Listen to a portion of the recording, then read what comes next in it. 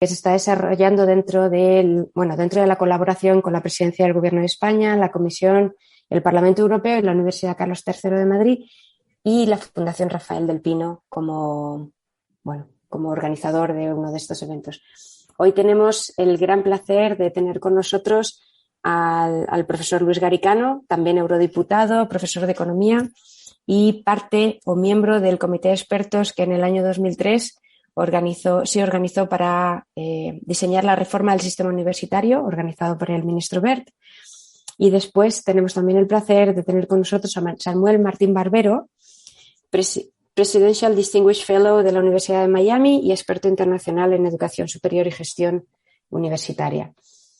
En realidad, además de agradeceros muchísimo estar dentro de este debate, lo que podríamos hablar dentro de cómo se puede conseguir la excelencia dentro del sistema español de educación superior es, primero, ¿qué entendéis por excelencia, ¿no? ¿Qué es excelencia qué entenderíais por excelencia dentro del sistema de educación superior? Quizá Luis. Sí, encantado de empezar. Muchas gracias, Patricia, y gracias al Ministerio de Universidades, a Gobierno de España y a la Comisión y a la Fundación del Pino. Y a Carlos. Estamos encantados de estar aquí. Yo creo que la excelencia tiene en universidades dos principales aspectos: excelencia en docencia y excelencia en investigación. La excelencia en docencia supone que se forma bien a los estudiantes para el mundo del futuro, tanto para su vida profesional como para los demás aspectos de su vida. Primer mínimo requisito para eso es la empleabilidad. Los estudiantes se forman y consiguen encontrar buenos empleos. Y el segundo elemento es la excelencia en investigación, que es muy fácil de medir. En España nos hacemos muchos líos con las ANECAs y las cosas, pero se mide de una manera muy sencilla.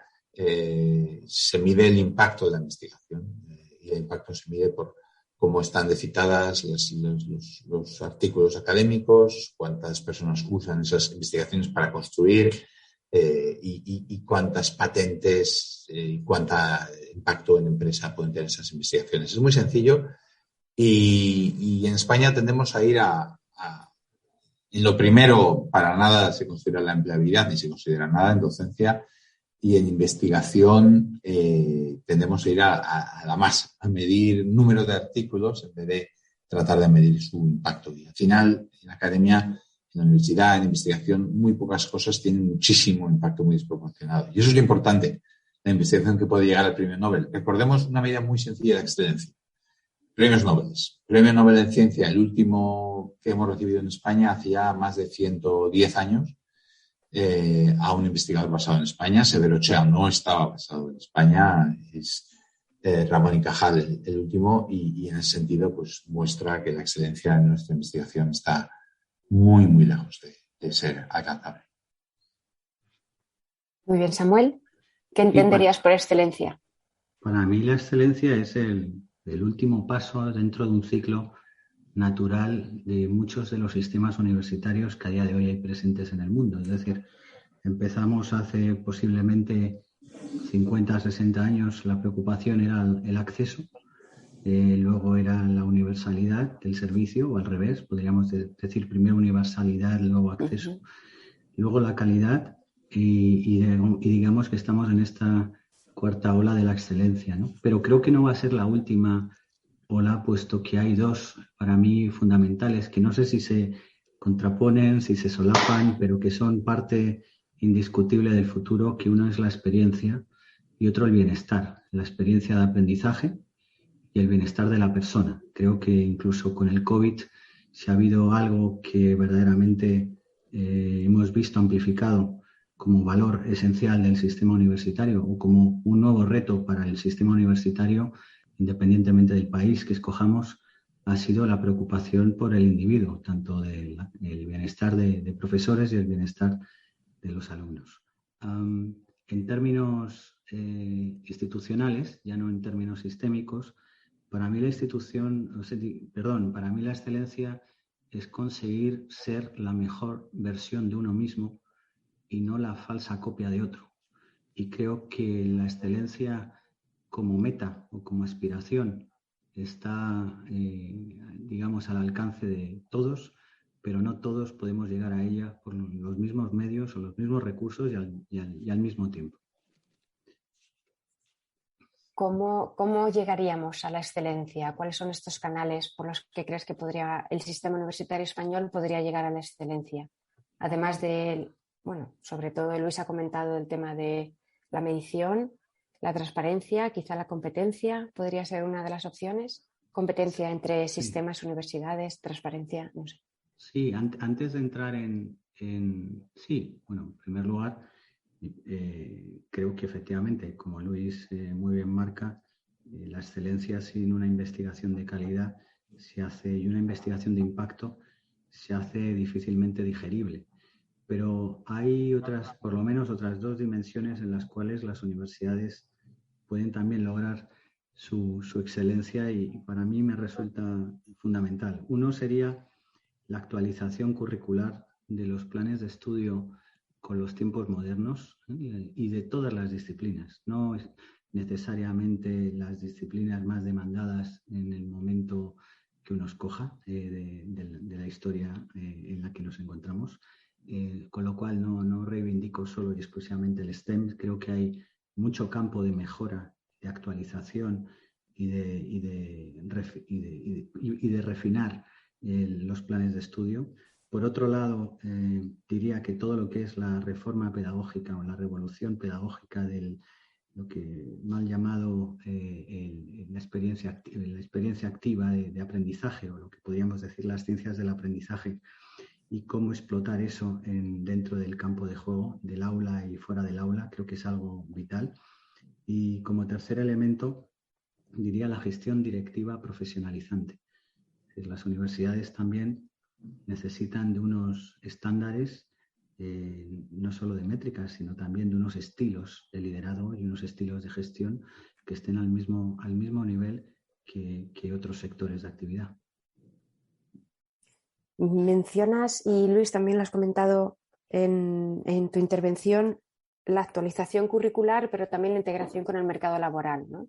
Ese ha sido uno de los talones de Aquiles del sistema universitario español, que ha sido la integración directa de los estudiantes justo después de terminar o su máster o el grado. ¿Qué otros sistemas se podrían utilizar para mejorar el español? O sea, ¿podríamos hacer un benchmark de otros estados, otras experiencias, otras prácticas que España pudiera implementar que fueran exitosas? Sí, yo creo que la diferencia, yo creo que lo que yo estoy, digamos, lo que a mí me gustaría proponer o me gustaría que España hiciera y el tipo de mejoras puntuales que propone Samuel, que me parecen bien, no tengo nada en contra de ellas, es que yo creo que necesitamos un cambio institucional. Y yo creo que un cambio institucional tiene que ver con tres cosas. Tiene que ver, en primer lugar, con la gobernanza. Las universidades tienen que poder responder a las necesidades de la sociedad. El rector se tiene que poder elegir, como en otros países. Nos propones, Patricia, que pensemos en benchmarks, como en otros países, en Estados Unidos o Reino Unido o en Holanda. El rector tiene que responder a algo externo, no a los intereses de los profesores, del personal de la universidad, porque entonces lo que sucede es que está capturado y que en vez de responder a la sociedad, responde al grupo que está en ese momento sirviendo. La gobernanza, en primer lugar. Segundo, crucial, la financiación. El dinero no puede ir café para todos, el dinero tiene que ir de acuerdo con los resultados en investigación, no solo individuales, sino de los grupos. Hay que hacer incentivos para los grupos que vayan bien, que investiguen, que estén en la frontera, reciban más dinero. Y a la docencia. El dinero debe ir también ligado al éxito de la docencia. El que licencia o gradúe a 100 estudiantes, de los cuales 90 se van al paro, no puede tener una financiación estatal igual al que gradúa a 100 y los tiene en cuenta de trabajo. De hecho, yo haría la financiación directamente ligada a los que se emplean. Si no se emplea a nadie, pues no debería haber ninguna financiación pública. Creo que eso sería una gran mejora. Entonces, yo creo que hay que medir, efectivamente, Patricia, pero también hay que ligar esa medición a unos resultados. Y luego, tercero, hay que cambiar la carrera docente. Ahora, con mucha endogamia, los profesores responden mucho a los incentivos de dejar tranquilos a los de casa y ayudar a los de casa, y todo el sistema, digamos, está muy destinado a preservar digamos, este grupo de amigos, entre comillas, en vez de a competir y a conseguir a los mejores. Entonces, yo creo que hay unos cambios, digamos, que no son muy complicados desde el punto de vista de implementación, y eso es lo que nosotros hicimos en aquella comisión de expertos a la que te referías al principio, de 2013, que son cambios que son palancas que completamente cambian los incentivos de todos los actores. En cuanto les dices, oye, si das clases que sirvan para que la gente esté desempleada, no te vamos a pagar nada, entonces de repente la gente va a empezar a pensar en la empleabilidad de estudiantes. Y si les dices, oye, la investigación que tenga un valor económico es la que va a tener, la que tenga impacto, no vamos a darte un incentivo a que produzcas de esos papeles que produce la gente sin ton ni son. Entonces, yo creo que con esos cambios los incentivos cambian radicalmente, cambian las carreras, cambian el esfuerzo. Y creo que es por ahí por donde deberíamos ir. Y es por donde yo creo que van los sistemas de éxito. Sin embargo, claro, todos estos cambios vendrían, bueno, ya están incorporados con un sistema burocrático muy fuerte. Es decir, no es tan fácil cambiar un plan de estudios para mejorar la empleabilidad de los estudiantes de un año para otro, por ejemplo, ¿no? Entonces, sí que entiendo que eso mejoraría, cambiar los incentivos dentro del sistema, tanto a nivel de docencia, de financiación y gobernanza, cambiaría los incentivos dentro del sistema, pero claro, son cambios estructurales bastante rupturistas, ¿no? Son bastante, aunque parezcan sencillos así a priori, sí que son bastante rupturistas, ¿no? En Estados Unidos, las universidades públicas, privadas, y quizá, Samuel, tú que estás ahora en Miami, los sistemas americanos funcionan de esta manera, es decir, el rector se debe a la sociedad, la financiación depende de, bueno, no estrictamente todo, pero bueno, ¿qué similitudes podríamos encontrar en el entorno americano? Sí, conectando, digamos, con este punto y tomando como Luis, las palabras de Luis como marco de referencia, yo diría que efectivamente, es decir, la gobernanza vista como una responsabilidad no solamente hacia adentro, sino hacia afuera, es algo que no solamente en Estados Unidos, sino que también en muchos países de Europa, como el Reino Unido, son una mínima, no son una máxima. Los procesos de contratación, no solamente de rectores, de vicerrectores, a nivel internacional, y no solamente en Estados Unidos, sino en muchos países, solamente Canadá, Australia, Singapur, incluso algunas universidades europeas, pasan por sistemas de contratación similares a los de las altas direcciones, ¿no? Bien es cierto que los credenciales de esos futuros gestores tienen que estar ahí, es decir, son credenciales académicas y son credenciales para todos válidas a la hora de concursar a esos puestos, ¿no? Pero luego los procesos de medición de qué capacidad tienen esas personas para generar un cambio dentro de la organización, pues es importante. Es decir, no solamente el track record de investigación del candidato a la gestión, sino su capacidad verdaderamente de transformar, de cambiar, de liderar equipos, es algo importante. Son sistemas donde eso es más usual y donde eso está compensado y recompensado. Con lo cual, pues yo no me atrevo a decir si eso es lo que España debería hacer o no, pero desde luego no sería raro el que lo hiciera, puesto que otros países de su entorno lo hacen. Eso también debería cambiar la política de compensación y la política de contractual. Podríamos pensar en modelos más flexibles de contratación laboral, incluso para cargos de gestión y dirección, no necesariamente por oposición, pero eso es algo en lo que Luis lo ha estudiado al detalle, yo no, pero puedo hablar más bien de mi experiencia y menos de mi estudio, de mi análisis al respecto. Esto, Patricia, has dicho antes algo importante, que era si la competencia o no es algo favorable. Yo creo que siempre es favorable, ¿no? Y que una competencia privada o pública, porque tenemos que pensar que en algunas regiones del mundo las nuevas universidades que están haciendo competencia a instituciones privadas son públicas, ¿no? Uno toma una región como el Golfo Pérsico, que ha ido creciendo, ¿no? Alrededor de las universidades, de los campus internacionales de muchas universidades americanas y británicas, y ahora en los últimos 5 o 6 años el esfuerzo de esos gobiernos es por crear unas universidades públicas tan o más competentes que las universidades internacionales ahí presentes, ¿no?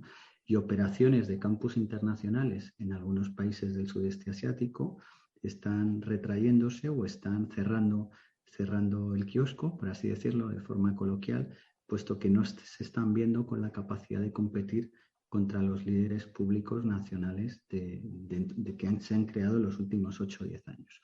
Con lo cual, la competencia lo que nos daría en España sería una mejor estratificación de agentes. Es decir, nos quedaría más claro qué es una academia, qué es una certificadora, qué es un proveedor de servicios educativos, qué es una universidad de investigación, qué es un college. Es decir, todo eso posiblemente nos aclararía algo más el panorama, pero para eso obviamente tiene que haber cambios o giros desde el punto de vista regulatorio y desde el punto de vista de una ley que acoja el que este mercado se abra y sea un mercado ilusionante para quien trabaja en él e interesante para el que decide abrir juego en él. Habéis hablado o hemos comentado mucho de los temas de gobernanza, ¿no? Y yo creo que sí que queda muy claro cómo tendría que ser profesionalizada y cómo tendría que responder a stakeholders externos y no solamente internos, ¿no? Sin embargo, cuando hablamos de financiación en base a output investigador y probablemente de docencia, relacionándolo con los 3 puntos que decía Luis, podría darse el caso de que tuviéramos universidades al abrir la competencia, que pudiéramos universidades que tuvieran excelentes docentes, pero no grandes investigadores y al revés, ¿no? Luis, ¿cómo se podría solucionar este problema? Si realmente podría ser un problema. Sí. Yo creo que es una muy buena pregunta y yo creo que deben existir las dos cosas. O sea, yo creo que el concepto al que hacía referencia antes del college en los Estados Unidos es un sitio donde hay muchísimo énfasis en la docencia y donde pues estos colegios de Nueva Inglaterra, que los que nos están viendo se acordarán de las películas con el verde y tal, pues ahí hay universidades que son pequeñas, que están muy enfocadas en el estudiante, que a lo mejor no consiguen revolucionar su campo de investigación, pero que dan una docencia excelente. Yo creo que luego a otro nivel existen los community colleges en Estados Unidos que dan grados de 2 años a lo mejor y que están 100% enfocados a la docencia. O sea, yo no creo que sea bueno que todas las instituciones aspiren a publicar investigaciones en Nature o en Science. Es absurdo. O sea, lo que no deben tampoco aspirar es a hacer publicación de mala, porque eso no sirve para nada. Entonces yo creo que lo que habrá que hacer será, imaginaros un sistema con teaching bibles, ¿no? Que eso existe en Holanda, donde yo he pasado un año en una de las universidades, la Universidad de Ámsterdam. La idea es que hay diferentes contratos que los llaman de 50, 60, 70, 80% de investigación. Hay personas que están en 80% de investigación y tienen muy poca docencia. Entonces, si uno está produciendo investigación en primera línea, pues le dan ese contrato. Pero si uno poco a poco está investigando menos, además mayor, tiene menos ganas, lo que sea, pues va dando más clases y se especializa más en la docencia. Y habrá instituciones que tengan muchos investigadores con 80% de investigación y habrá otros que tengan muy pocos. Y no pasa nada. Quiero decir, lo importante es que todo el mundo tenga un contrato adecuado a lo que está haciendo. Ahora tenemos que hacer para todos, que quiere decir que tienes un académico buenísimo en una universidad que ni sabes cuál es. Pues en Alicante, por ejemplo, tenemos a la persona que inventó el CRISPR, la tecnología que permite hacer la edición de las secuelas genéticas. Y este señor seguramente tiene la misma carga docente, la misma carga de investigación, el mismo papel burocrático que un señor a su lado en otro departamento que no ha publicado nada nunca que vaya a cambiar ni el mundo ni vaya a cambiar la situación en su barrio, ¿no? Entonces, es bueno que haya esta diferenciación. No lo veo como un problema, al contrario, lo veo como bueno. Y lo importante es que todo el mundo tenga incentivos para ser excelente en algo. que haya gente que sea muy buena dando clases y que tenga a los estudiantes pues muy, muy satisfechos y aprendan mucho con él y que o ella, y que haya gente que esté en la frontera de investigación y que haya gente que esté en las dos, es perfectamente, para mí, bueno y perfectamente razonable. Samuel, no sé si querías comentar algo al respecto. Sí, bueno, añadir algo. Antes se me ha ido un tema importante que también habéis mencionado ambos, que es el tema de la financiación. Ya hay universidades públicas en Centro Europa, bueno, más que, no sé si denominarlo Centro Europa, pero desde luego en países muy cercanos donde las universidades públicas también se rigen por la inercia de buscar fondos privados y esos fondos privados que cubren gastos operativos o gastos fijos de observatorios, de cátedras, en muchos casos o en algunos casos representan ya un 20-25% del total de los ingresos anuales de esas universidades. Es decir, que pensar, y en Estados Unidos esto lleva siendo un gran quebradero de cabeza para muchos presidentes de universidad, el hecho de contar con un 80% de financiación pública. Esas mismas instituciones hace 20 años están ahora en un 25 o en un 30%, con lo cual de no necesitar buscar dinero privado, ahora ya se convierte en un requisito sine qua non en la hoja de ruta especialmente de los presidentes o el equivalente en España de los rectores. Esto es interesante y no debería asustarnos, porque todo lo que sea es acercar inversión, donaciones,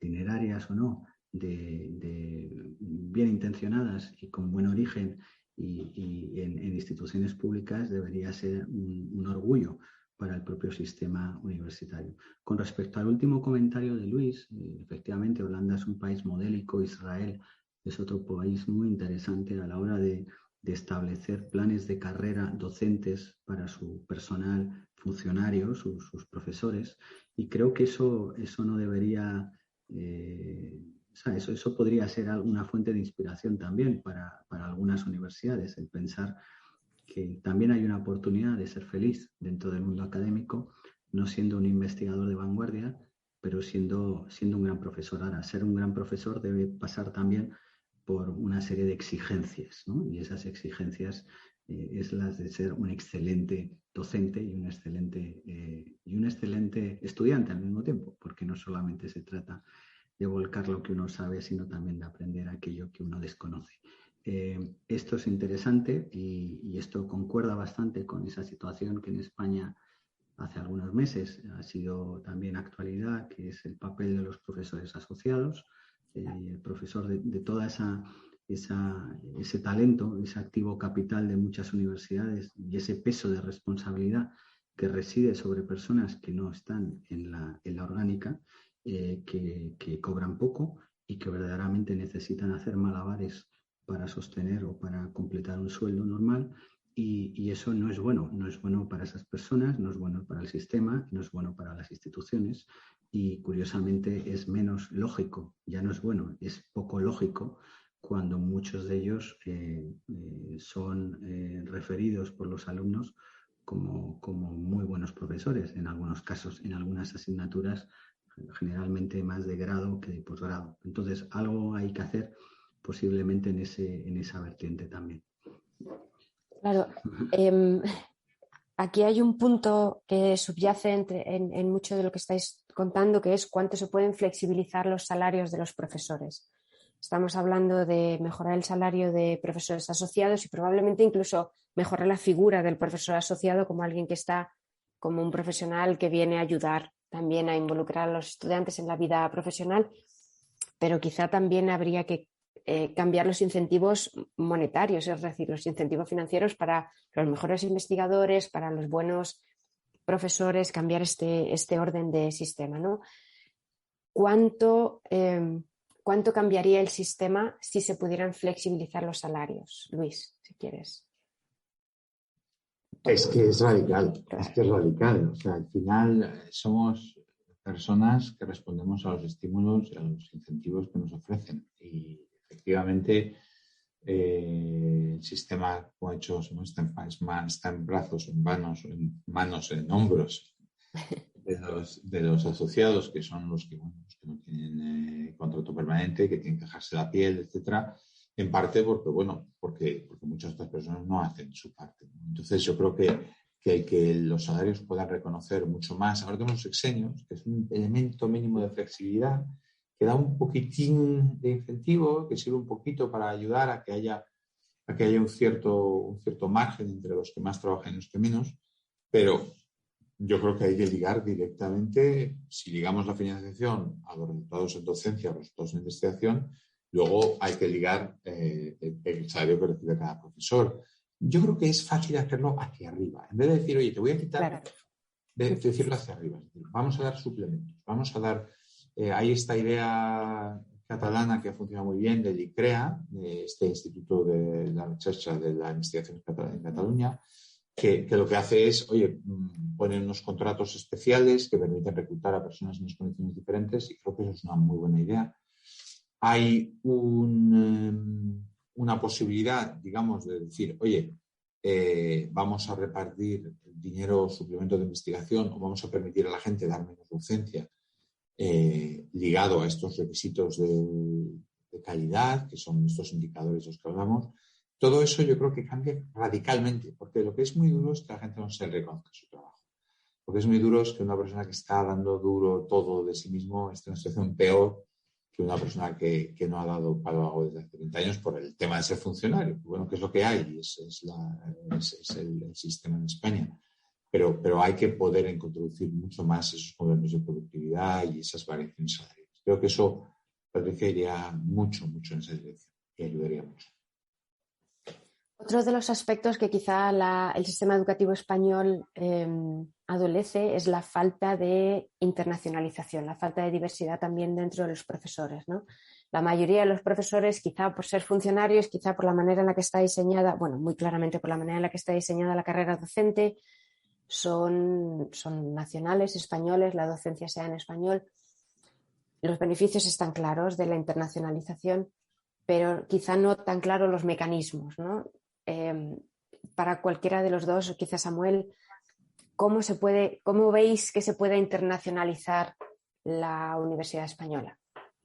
Yo creo que el concepto de internacionalización, como el de globalización, llega al sistema universitario tras haber sido un concepto teórico y una realidad dentro de la literatura económica. Es decir, lo que se hace es una traslación, una interpretación de cómo una transacción de mercancías o de bienes puede ser llevada al contexto educativo, y tristemente yo creo que esa es la gran tristeza, que no hemos llegado a avanzar en nuestra concepción de lo internacional dentro del sector universitario, dentro del sistema universitario, puesto que nos ha valido el hecho de intercambiar alumnos dentro de un mismo contexto para estudiar las mismas cosas y convalidarlas por los mismos números de créditos. Entonces, para mí, verdaderamente, una internacionalización universitaria en el siglo XXI pasa, lo primero, por salir del contexto o de la zona de confort donde uno está. Estudiar algo que nada tiene que ver con lo que uno lleva estudiando. Enfrentarse a una realidad de vida y experiencia de vida que le ayude a uno a romper prejuicios, estereotipos y sesgos que tantos tenemos, ¿no? Y verdaderamente volver o regresar a su lugar de origen con la satisfacción de haberse llenado o rellenado como mejor persona y, por supuesto, como más profundo y hondo ser, es decir, desde el punto de vista intelectual, y mejor formado desde el punto de vista académico. Si eso pasa también por una experiencia de trabajo y no solamente de estudio, todavía mejor. Con lo cual, eso es como yo personalmente siempre he visto y siempre he trabajado, y los proyectos que he tenido la honra y la suerte de dirigir en el campo internacional es lo que han ido buscando. Creo que no es tan complicado, es decir, la universidad es universal por definición, y las comunidades académicas son las mejores, los seres vivos más colaboradores que existen, es decir, donde verdaderamente no hay fronteras aunque pudiera verlas, y no hay categorías cuando un profesor habla con otro profesor en latitudes distintas. Creo que eso es algo que todavía hay mucho espacio de desarrollo. Y por último, me gustaría decir que también nos hacemos flaco favor como país cuando nos vanagloriamos de los números altos de alumnos internacionales que vienen a España, y no verdaderamente rascamos y vemos que ese número alto de estudiantes no necesariamente siguen un programa completo en España. Es decir, que una cosa es venir a España por el magnetismo de nuestro país y por la belleza de nuestra tierra, nuestra cultura y nuestra historia. Otra cosa es venir a España para completar un grado o completar un posgrado. Es decir, creo que Italia y España disfrutan de cierto paralelismo en ese sentido. Creo que somos los importadores número uno a nivel mundial de alumnos de corta duración internacionales, pero lo que verdaderamente interesa es que esos alumnos internacionales permanecieran con nosotros y durante largo tiempo y hasta completar sus títulos universitarios, cosa que todavía a día de hoy no hemos logrado. Luis. Es interesante esa observación de esa estadística, no la conocía. Efectivamente, el sistema está muy poco internacionalizado y tienes toda la razón, Patricia. Por el lado de la carrera universitaria, bueno, pues hay que hacer una serie de piruetas con la NECA y las acreditaciones y los informes y los papeles y los cursos, cursillos y cursetes. Los profesores que damos cursos en el extranjero, que hemos enseñado en el extranjero, siempre tenemos esta experiencia curiosa. Cuando acaba el curso, te quedan en la cola para que les firmemos un certificado los profesores españoles, porque al resto de la gente le da igual. O sea, dice, el resto de la gente ha ido allí a aprender y ya está. Pero claro, que tiene que pasar la acreditación de la NECA, necesita una caja de zapatos enorme, llena de papeles, de todas las cosas que ha hecho, ¿no? Entonces, realmente son cosas absurdas, ¿no? O sea, si cualquiera de nosotros nos hace una oferta a una universidad americana, a una universidad inglesa, a una universidad holandesa, lo harán en base al currículum, que es público y que además se puede buscar en Google Scholar en 5 minutos, o sea, bueno, en 5 segundos, ¿no? Entonces, no hacen falta todos esos papeles y son papeles que mantienen el sistema con un codo cerrado. Las universidades privadas, donde tú estás, el IE, donde yo estaba en el pasado, tiene mucha más internacionalización porque tiene un sistema diferente de contratar y de buscar gente que no tiene necesariamente que ver con todos esos papeleos, ¿no? Es cierto, la OCDE está sacando ahora un informe que está circulando todavía en fase restringida, el que he tenido acceso, en el que una de las cosas que dicen es que, claro, que un problema muy grave que tiene España a la hora de conseguir la colaboración universidad-empresa, a la hora de conseguir impacto, a la hora de conseguir resultar, etcétera, es el papeleo administrativo tan enorme que realmente hace que todo se tenga que comprobar y controlar y todo se tenga que justificar entonces, lo que dice la OCDE, que me parece una muy buena forma de decirlo, es que es un papeleo que va siempre a evaluar lo formal. O sea, son cosas en las que, claro, ¿y esto tiene impacto? Bueno, pues eso a lo mejor requiere un juicio y eso el sistema no se atreve. Entonces, en vez de decir esto tiene impacto o no tiene impacto, dice está en cuartil del JCR y está en el JCR la revista y tiene, que es una revista, es un journal report, es un journal que tiene las citas, los informes sobre las publicaciones académicas y el profesor tiene todos estos papelitos. Entonces, con eso se sustituye el criterio y el juicio objetivo sobre el trabajo por unos papeleos. Y lo que dice la OCDE en este informe que va a sacar sobre la colaboración de universidades y empresas en España, que me parece absolutamente correcto, es que este formalismo lo que lleva es a producir estos resultados medibles, pero no necesariamente los necesarios, ¿no? Y entonces creo que también detrae mucho de la participación de extranjeros en la Universidad Española, porque estos no tienen todas esas cosas, o sea, ni saben lo que es, ¿no? Entonces, bueno, pues lo que supone una acreditación en la Universidad Española, pues es demostrar una serie de cosas.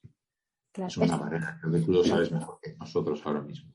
Es curioso que es verdad que muchas veces la valoración del esfuerzo se hace por el input o por la inversión, pero no por el retorno de la inversión, que es donde tendría que eso estar, es ¿no? exactamente, justo, Claro. justo ese es el...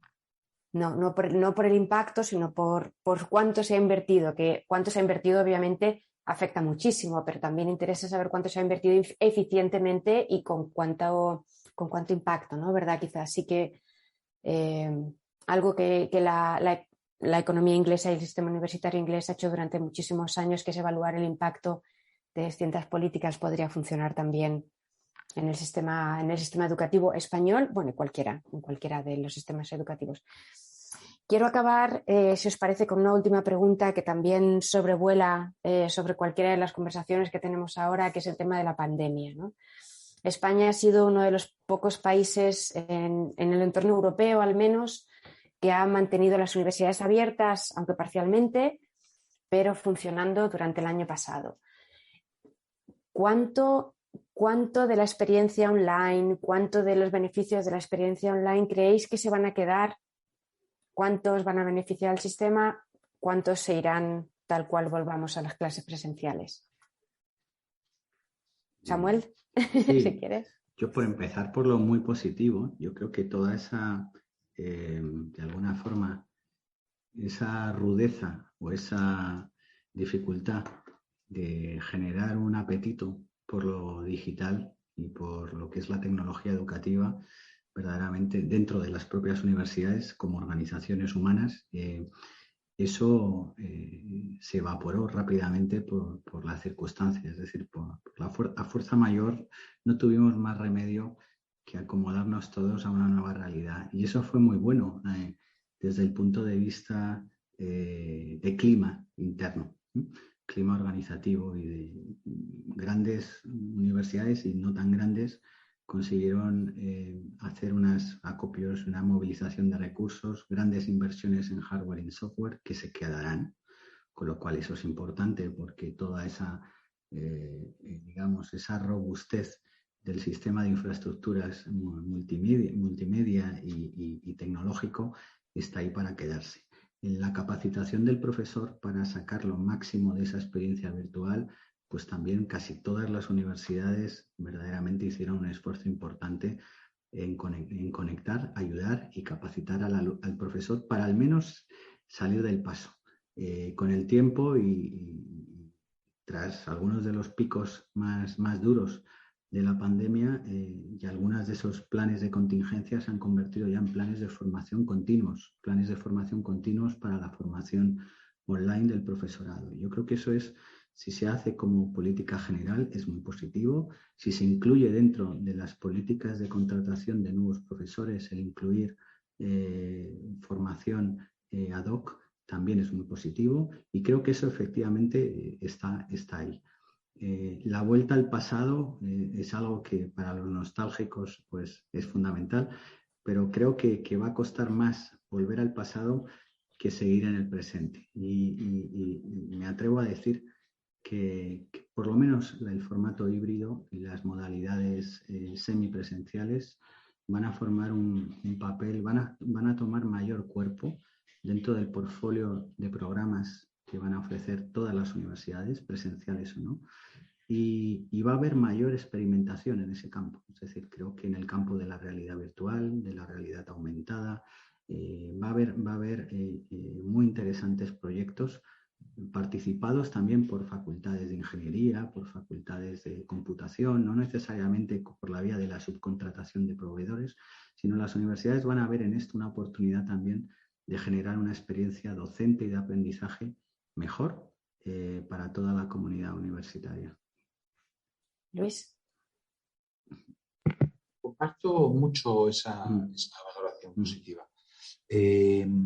A veces te tienen que forzar a dar un salto adelante. Es verdad que desde Sócrates hemos dado las clases universitarias prácticamente igual. No creo que haya muchas otras actividades que no han cambiado nada en 2000 años. Somos unos señores que se ponen delante de los estudiantes discutimos con ellos, les hacemos una prueba en la pizarra, yo creo que muy poco de lo que hacemos en clase no lo hubiera hecho Sócrates, ¿no? Y entonces, bueno, pues parece que es muy momento para repensar muchas cosas, ¿no? Y creo que eso es bonito.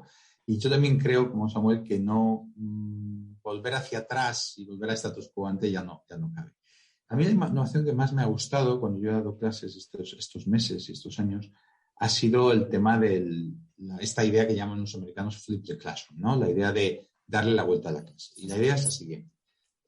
Grabamos la parte, digamos, la sesión magistral de la clase, la ponemos enlatada, digamos, para que los estudiantes la puedan ver antes de la clase y usamos el 100% del tiempo de clase para responder preguntas que podían surgir. Oye, que habéis visto la clase magistral, ¿qué os parece que tal? Discutir temas de ahí y ya hacer, que pueden ser hacer ejercicios, una clase de matemáticas, discutir un caso, si es una clase de negocios o una clase de derecho.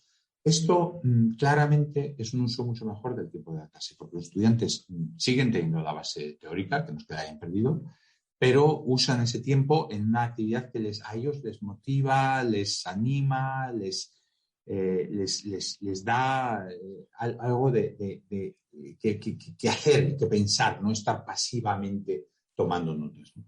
Entonces, yo creo que esta idea, de alguna manera u otra, estaba muy en el aire. No sé qué piensas, Samuel, y tú, Patricia, pero es verdad que oíamos hablar mucho de esta idea, pero no había un incentivo para ponerla en marcha, ¿no? Y ahora nos han dicho, oye, tienes que hacerlo online. Bueno, pues oye, pues voy a enlatar la clase, la ven ellos primero y luego tenemos por Zoom una discusión, nos ponemos aquí 90 personas en Zoom, o 70 o 60 que sean, y discutimos el caso o lo que hay que discutir, ¿no?